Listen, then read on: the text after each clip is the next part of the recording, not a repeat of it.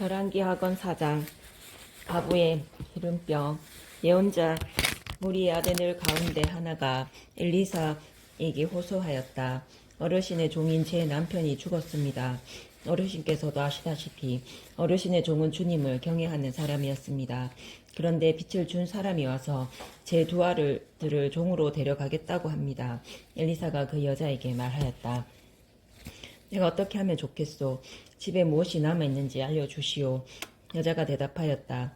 이 여종이 집에 남아있는 것이라고는 기름 한 병밖에 없습니다. 그러자 엘리사가 말하였다.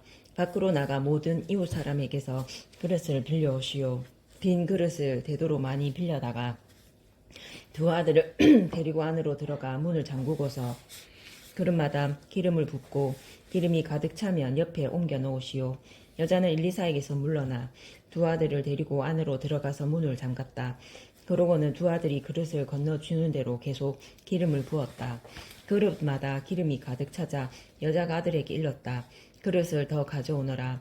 아들이 여자에게 그릇이 더 없습니다 하고 대답하니 기름이 더 이상 나오지 않았다.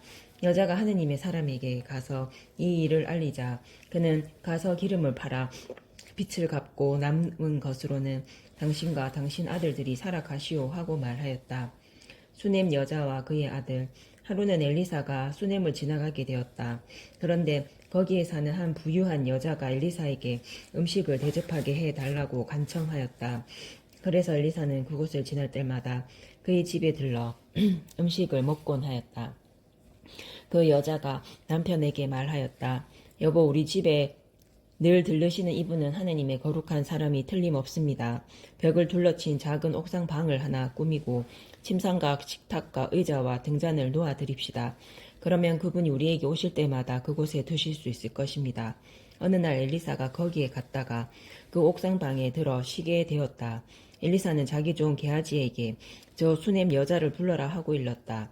종이 여자를 부르니 그 여자가 엘리사 앞에 섰다. 엘리사가 종에게 말하였다. 부인께 이렇게 여쭈어라. 부인, 우리를 돌보시느라 수고가 많으시오. 내가 부인에게 무엇을 해드리면 좋겠소? 내가 부인을 위하여 임금님이나 아니면 군대 장수에게 무엇을 좀 부탁하면 어떻겠소? 그러자 여자가 저는 이렇게 제 결의 가운데에서 잘 지내고 있습니다 하고 대답하였다. 엘리사는 종에게 그러면 저 부인에게 무엇을 해주면 좋을까 하고 물었다. 게하지가 저 부인은 아들이 없는 데다가 남편은 나이가 많습니다 하고 대답하였다. 그러자 엘리사는 여자를 불러라 하고 일렀다.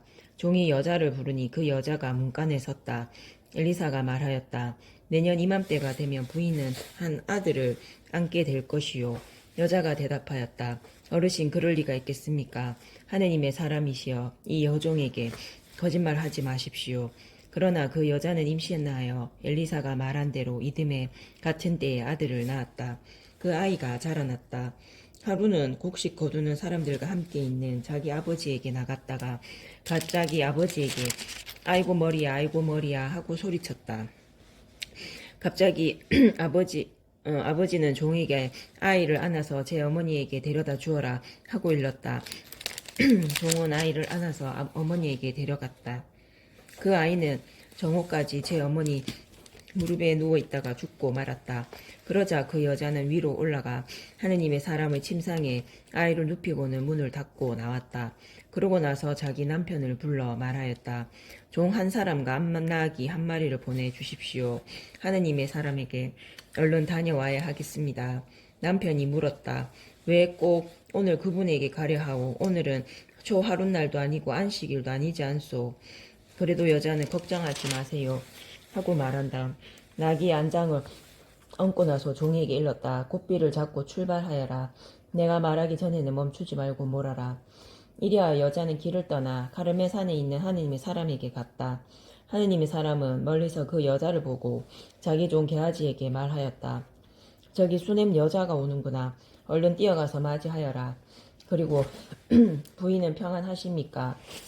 바깥 어른도 평안하시고 아이도 평안합니까? 하고 물어보아라. 그러자 여자가 평안합니다 하고 대답하였다.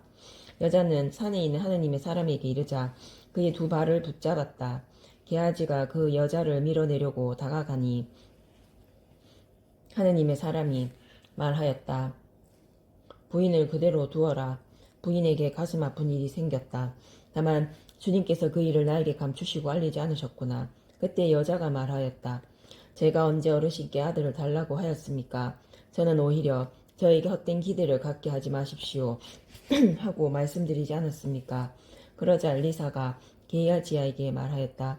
허리에 띠를 메고 내 지팡이를 들고 가거라. 누구를 만나더라도 인사하지 말고 누가 인사하더라도 응답하지 마라. 그 집에 들어가거든 내 지팡이를 아이의 얼굴 위에 놓아라. 그러나 아이 어머니는 이렇게 말하였다. 주님께서 살아계시고 어르신께서 살아계시는 한 저는 결코 어르신을 떠나지 않겠습니다. 그리서 엘리사는 일어나 그 여자를 따라 나섰다. 게하지가 앞서 가서 그 아이의 얼굴 위에 지팡이를 놓아 보았으나 아무 소리도 응답도 없었다. 게하지는 엘리사를 만나러 돌아와서 그 아이가 깨어나지 않습니다. 하고 말하였다. 엘리사가 집 안에 들어가 보니 아이는 죽어서 자기 침상에 뉘어 있었다. 엘리사는 들어가서 문을 닫았다. 아내는 둘뿐이었다. 그는 주님께 기도드린 다음 침상에 올라가 자기 입을 아이의 입에 자기 눈을 아이의 눈에 자기 손을 아이의 손에 맞추고 그 위에 엎드렸다. 이렇게 아이 위에 몸을 수그리고 있자 아이의 몸이 따뜻해지기 시작하였다. 엘리사는 내려와서 집안을 이곳저곳 한 번씩 걷더니 다시 침상에 올라가 아이 위에 몸을 수그렸다. 그러자 아이가 재채기를 7번 하고는 눈을 떴다. 엘리사는 게하지를 불러 저 수냄 여자를 불러라 하고 일렀다. 게하지가 여자를 부르니 여자가 엘리사에게 왔다. 엘리사가 부인의 아들을 데려가시오 하자 여자는 들어와 그의 발 앞에서 바닥에 엎드려 절을 하고 아들을 데리고 나갔다. 독이 든 구 엘리사는 길갈로 돌아갔다. 그 지방에는 마침 가뭄이 들어 있었다.